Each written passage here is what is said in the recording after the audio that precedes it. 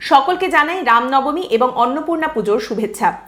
এই সময়ে দাঁড়িয়ে একটাই প্রার্থনা, ভগবান রাম যেন সকলকে সুমতি দেন এবং তারই সঙ্গে মায়ের কাছে প্রার্থনা, এই কঠিন সময়ে দেখো মা যেন সকলের পাতে অন্ন থাকে। যাই হোক, আজ অনেক কিছুই নিশ্চয়ই আপনাদের নজরে পড়েছে। তার মধ্যে সবথেকে বেশি যেটা নজরে পড়েছে বা যেটা নজর এড়িয়ে যাওয়ার কোনো জায়গাই ছিল না, সেটা হচ্ছে যেহেতু আগামী বছর ভোট, সেই ভোটের তাড়নায় রামনবমী এই বছর হাইজ্যাক হয়ে গেছে। মানে প্রথম থেকেই আমরা বিজেপির তরফ থেকে রামনবমী পালনের ডাক শুনে এসেছি, কিন্তু দেখা গেল আজকের দিনে মিছিলের ভিড়ে কোনটা তৃণমূল কংগ্রেসের রামনবমীর মিছিল আর কোনটা বিজেপির রামনবমীর মিছিল বোঝা যাচ্ছে না। সকলেই যা করছেন সবটাই রাজনৈতিক কর্মসূচি, শুধু ওপর দিয়ে যে ঘোমটাটা রয়েছে সেটা সামাজিক ধর্মসূচি। যাকে এইখানে আপনাদের আরেকটা জিনিস দেখাই, চোখে পড়লো অনেক কিছুই, তার মধ্যে এটাও রয়েছে। এই ছবিটা আমি আপনাদের একটু দেখিয়ে রাখতে চাই। দেখতে পাচ্ছেন, ইনি হচ্ছেন তৃণমূল কংগ্রেসের বিধায়ক শওকত মোল্লা, এবং এই ছবিটার মাধ্যমে কি বোঝাতে চাইছি সেটা একটু পরে আপনাদের সামনে পুরো বিস্তারিত বলবো, এক্সপ্লেন করব। আপাতত ছবিটা দেখে রাখুন। যাই হোক, তো আজকে গোটা দিন ধরেই দেখা গেল যে মিছিল, পুলিশ এবং পুলিশ নিয়ে যারা মিছিল করছেন সবার মধ্যেই একটা চাপানোতর চলল, সেই কথাতেও আসবো। কিন্তু তার আগে প্রথমেই একটা পরিসংখ্যান সামনে রাখি। জানা যাচ্ছে, একটি অফিসিয়াল পরিসংখ্যান বলছে যে কলকাতায় আজ সারা দিনে প্রায় 60টা রামনবমীর মিছিল বেরোনোর কথা ছিল। আনুষ্ঠানিকভাবে সংখ্যাটা ছিল 60। এর থেকে বেশি মিছিল বেরিয়েছে কিনা সেটা কিন্তু এখনই নিশ্চিত করে বলা যাচ্ছে না। তারই সঙ্গে জানানো হয়েছিল যে গোটা কলকাতা জুড়ে প্রায় 3.5 থেকে 4 হাজার পুলিশ মোতায়েন করা হয়েছে এবং গোটা রাজ্য জুড়ে প্রায় 29 জন আইপিএস অফিসারকে বিশেষ দায়িত্বে রেখে দেওয়া হয়েছিল। তারই সঙ্গে র্যাফ সহ কলকাতা পুলিশের বিভিন্ন ব্যাটালিয়ন এবং ইউনিট থেকে প্রায় 1600 পুলিশ কর্মীকে রাজ্যের বিভিন্ন জেলায় পাঠানো হয়েছিল, মোতায়েন করা হয়েছিল। এবং কোথাও কোনো অপ্রীতিকর পরিস্থিতি যাতে না ঘটে বা পরিস্থিতি সামাল দেওয়ার জন্য আসানসোল, পূর্ব মেদিনীপুর এবং শিলিগুড়ি সহ 8টি জায়গায় মহিলা র্যাফ মোতায়েন করা হয়েছিল। তারই সঙ্গে জানা যায় যে কলকাতা পুলিশের এলাকা বাদ দিয়ে পশ্চিমবঙ্গ রাজ্য পুলিশের যে এলাকা রয়েছে সেখানে রামনবমীর দিনে 2525টি মিছিল বেরোনোর কথা ছিল। আবারও আনুষ্ঠানিকভাবে 2525টি মিছিলের কথা জানানো হয়েছিল। সংখ্যাটা এর থেকে বেশি কিনা সেটা এখনই কিন্তু নিশ্চিত করে বলা যাচ্ছে না। পুলিশ এবং তাদের কড়াকড়ি, সেটা যে বাড়াবাড়ি, সেটা নিয়ে তাড়াতাড়ি বিজেপির রাজ্য সভাপতি সুকান্ত মজুমদার ঠুকে দিয়েছেন এবং তিনি বলছেন যে চারিদিকে বেশ কয়েকদিন ধরেই দেখতে পাচ্ছি রাজ্যে পুলিশদের সমস্ত ছুটি বাতিল করে দেওয়া হচ্ছে, কারণ পুলিশ মোতায়েন করতে হবে রামনবমীর দিন। তার কারণ হিন্দুরা রামনবমী পালন করবেন পশ্চিমবঙ্গে আর তাদের নিরাপত্তা দিতে হবে। আচ্ছা, 2011-তে যখন উনি ক্ষমতায় এসেছিলেন সেই সময় ওরা ছিল 30%, এখন তার মানে 33 থেকে 35% রয়েছে। তো এখনই যদি পশ্চিমবঙ্গের বুকে হিন্দুদের পুলিশ মোতায়েন করে নিরাপত্তা দিয়ে রামনবমী পালন করাতে হয়, তাহলে ওরা যখন 40% হয়ে যাবে তখন আমাদের ভবিষ্যৎটা কি হবে? হিন্দুদের সকলকে একজোট হতে হবে। সকলেই থাকতে পারেন আমাদের ভারতবর্ষে, কিন্তু ভারতবর্ষের একটা নিজস্ব সংস্কৃতি রয়েছে। ভগবান শ্রীরাম মর্যাদা পুরুষোত্তম, এই কথাটা সকলকে মানতে হবে। তবে এখানে তিনি শুধুমাত্র ভগবান রামের কথা বা পুলিশের কথা, রামনবমী পালন করার কথা বলে থেমে গেছেন তা নয়। হিন্দুদের একত্রিত হয়ে রামনবমী তো পালন করতেই হবে, তারই সঙ্গে ভোটের জন্যেও হিন্দুদের একত্রিত করতে হবে এবং ভোটটা হিন্দুদের সবাইকে একত্রিত হয়ে বিজেপিকেই দিতে হবে, এ কথাও কিন্তু তিনি স্পষ্ট করে দিয়েছেন। কোট আনকোট তিনি যে কথা বলেছেন সেটা হচ্ছে যে বাঙালি নিজের খোলস ছেড়ে বেরিয়ে আসছে। বাঙালিকে এতদিন সেকুলারিজমের যে আফিম খাওয়ানো হয়েছিল সেটা থেকে আস্তে আস্তে বাঙালি বেরিয়ে আসছে এবং বাঙালিরা এবারে একত্রিত হবেন। ভেনেজুয়েলা, ইসরায়েল, এই সমস্ত জায়গায় কোথায় কি হচ্ছে সেসব নিয়ে এখানে মিছিল করা যায়, এখানে ওদের মতো জামা কাপড় পরে পার্টির ইসলামীকরণ করা যায়, অথচ বাংলাদেশের হিন্দুদের জন্য এক ফোঁটা চোখের জল ফেলা যায় না, তাহলেই সেটা সাম্প্রদায়িকতা? এটা কখনোই ধর্ম নিরপেক্ষতা হতে পারে না। এইটা হচ্ছে তোষণের রাজনীতি। ওরা হিন্দুদের কথা তখনই বলবে যখন হিন্দুরা একত্রিত হয়ে ভোট ব্যাংক তৈরি করে ভোট দেবে। একই সুর শোনা যাচ্ছে বিরোধী দলনেতা শুভেন্দু অধিকারীর গলাতেও। প্রথমে তিনি ডাক দিয়েছিলেন 1 কোটি হিন্দুকে রাস্তায় নেমে আসতে হবে, পশ্চিমবঙ্গে রামনবমী পালন করতে হবে। তারপর তিনি সংখ্যাটা 50 লক্ষ বাড়িয়ে দেন এবং তিনি বলেন 1.5 কোটি হিন্দুকে রাস্তায় নেমে আসতে হবে এবং রামনবমী পালন করতে হবে। এবার রামনবমীর দিন সকালে রাস্তায় নেমেই হুঙ্কার ছাড়েন শুভেন্দু অধিকারী এবং তিনি বলেন যে এখন তো সবে সকাল 10টা, রাতের মধ্যেই দখল হয়ে যাবে হিন্দুদের বাংলা। তারই সঙ্গে সনাতনীদের কাছে আবেদনও জানিয়েছেন শুভেন্দু অধিকারী যে তারা যেন একজোট হন। তিনি বলছেন যে আমরা সনাতনীরা অনেকগুলো ভাগে বিভক্ত হয়ে গেছি, আর এটারই সুযোগ তোলে যারা আমাদের কাফের বলে। তাই আমাদের একজোট হতে হবে, সনাতনীরা একজোট হলেই আক্রমণ হবে। সনাতনীদের একজোট করতে গিয়ে জেলে গেছেন চিন্ময় কৃষ্ণ প্রভু। এখানে হিরণময় গোস্বামীর ওপরেও আক্রমণ নেমে এসেছে। আমরা নিজে থেকে কাউকে আক্রমণ করব না, কিন্তু আমাদের ওপরে আক্রমণ এলে চুপচাপ বসে থাকার দিন শেষ হয়ে গেছে, হাত গুটিয়ে সবটা মেনে নেবার দিন শেষ হয়ে গেছে। এরপরে মুখ্যমন্ত্রী, পুলিশ, রামনবমী পালন সমস্ত কিছুকে একসঙ্গে খিচুড়ি করে আবারও সেই ভোটের কথা তুলে ধরেন বিরোধী দলনেতা শুভেন্দু অধিকারী। তিনি বলেন যে পশ্চিমবঙ্গে রামনবমীর পরিবেশ নষ্ট করতে চাইছে পুলিশ এবং মমতা বন্দ্যোপাধ্যায়।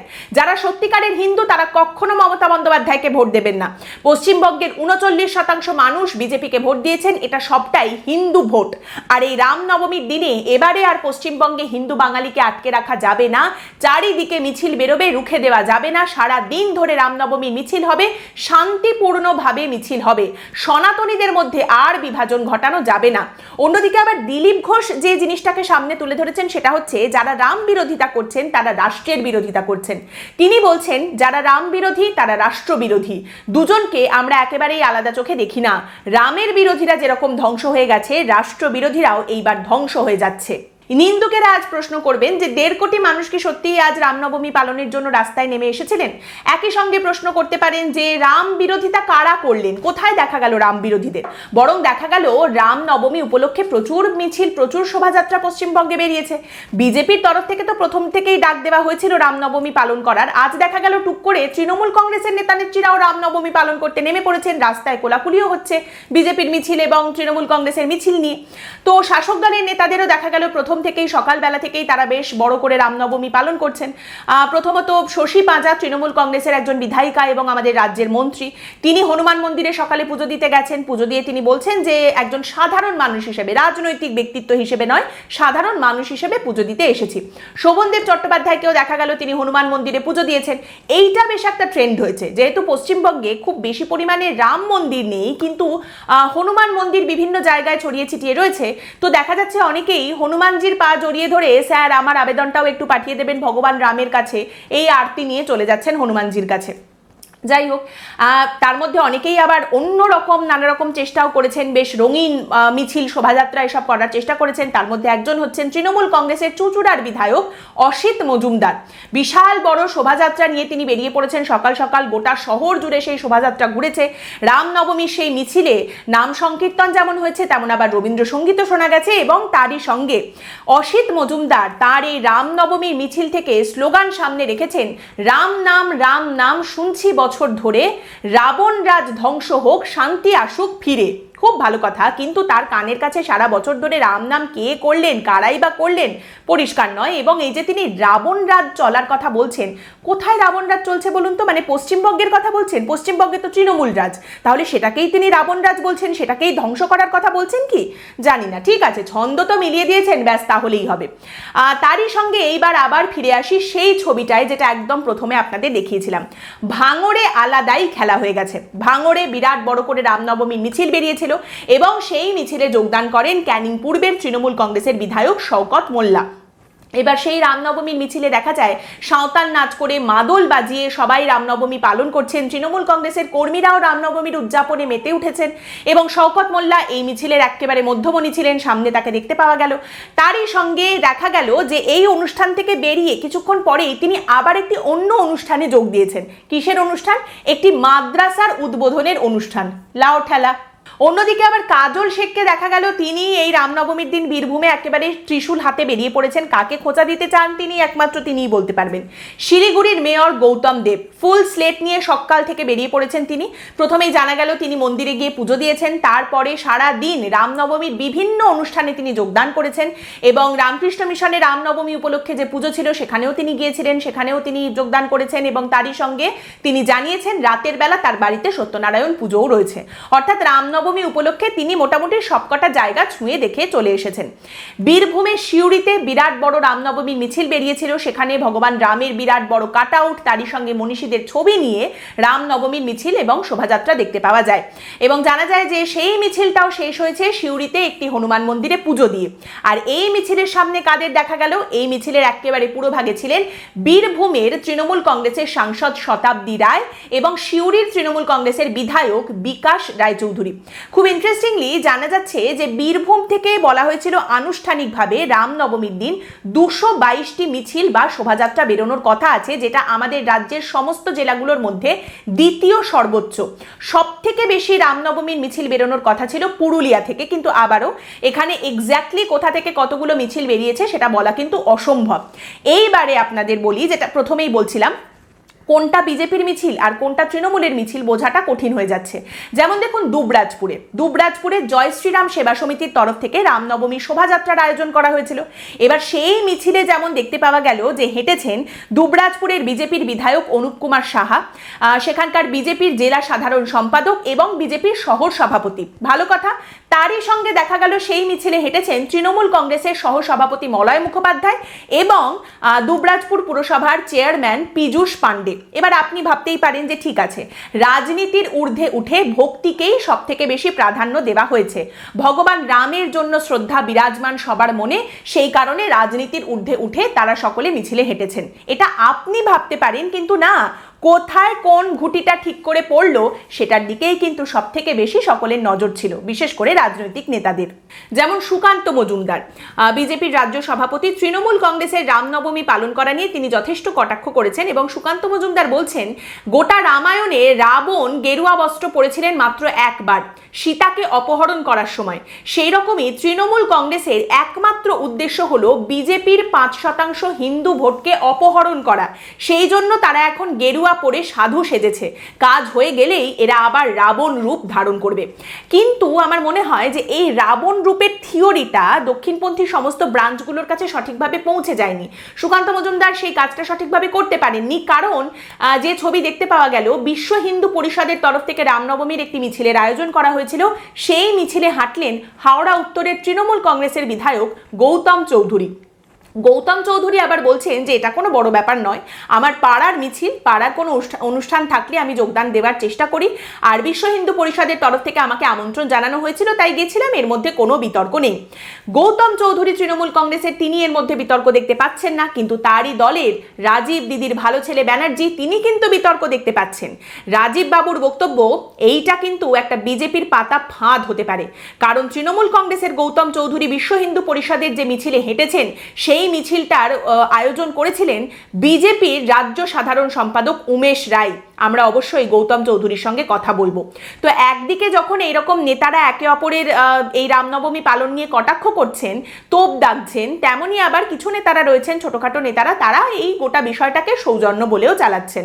মোদ্দা কথা হচ্ছে যে যেদিক দিয়ে পারছেন রামনবমীকে টেনে নিচ্ছেন, নিজের বলে হাইজ্যাক করার চেষ্টা করছেন। সকলেরই এখন বক্তব্য হচ্ছে, আমরা তো আগে থেকেই রামনবমী পালন করতাম, এর মধ্যে নতুন কিছু নেই, কোনো বিতর্ক নেই।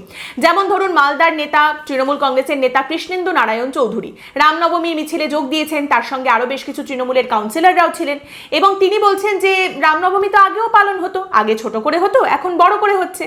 একই রকম কথা বলছেন কল্যাণ বন্দ্যোপাধ্যায়ও। এখন ওই রাজনীতিতে মরা থেকে রাম রাম বলাটা ট্রেন্ড হয়ে গেছে, কারণ পলিটিক্যাল ডিভিডেন্ড পাওয়া যাবে। তো সেখানে কল্যাণ বন্দ্যোপাধ্যায় এখন বলছেন, জয় হনুমান, জয় বজরং বলি, এগুলো শুভেন্দু অধিকারীর বাবার একার সম্পত্তি নয়, বেশি বাড়াবাড়ি করলে ক্যালা খাবে। আবার এখানেই বলে রাখি প্রসঙ্গত, বামেদের কলকাতা শহরের একমাত্র ঘাঁটি যাদবপুর ইউনিভার্সিটি, সেখানেও কিন্তু রামনবমী পালনের চিত্র দেখতে পাওয়া গেছে। এবিভিপি অবশ্যই এটাকে তাদের সাফল্য হিসেবে চিহ্নিত করছে। অন্যদিকে বাম সংগঠনের বক্তব্য হচ্ছে, রবিবার বলেই তারা এটা করতে পেরেছেন কলেজে, অন্য কোনো দিন হলে কলেজে ক্লাস থাকতো, এটা করা সম্ভব হতো না। তবে এই সমস্ত বিরোধিতাকে এবিভিপির কলকাতা জেলা সম্পাদক সম্পূর্ণ নস্যাৎ করে দিয়েছেন, উড়িয়ে দিয়েছেন এবং তিনি বলছেন, কেন কলেজ ক্যাম্পাসে রামনবমী পালন করা যাবে না? কলেজ ক্যাম্পাসে যদি ইফতার পার্টি হতে পারে, তাহলে ভগবান রামের পুজো কেন হবে না? যাদবপুরেও আজ বাম নামের জায়গায় শোনা গেছে রাম নাম, কিন্তু এই মুহূর্তে পশ্চিমবঙ্গে দাঁড়িয়ে বামেরা রামেদের ভোটে একটু হলেও হাত দিতে পারবেন বা থাবা বসাতে পারবেন এরকম কোনো আশা বা দুরাশা তারা করেন বলে মনে হয় না। তবে প্রথাগতভাবে বিজেপি আর কৌশলগতভাবে তৃণমূল কংগ্রেস এটাকে কতটা কাজে লাগাতে পারবেন, এই গোটা বিষয়টাকে কতটা ব্রোকার করতে পারবেন, সেটাই এখন দেখার বিষয়। কারণ দুপক্ষই নিজেদের রাজনৈতিক উদ্দেশ্যের কথা স্পষ্ট করে সামনে রেখেছেন।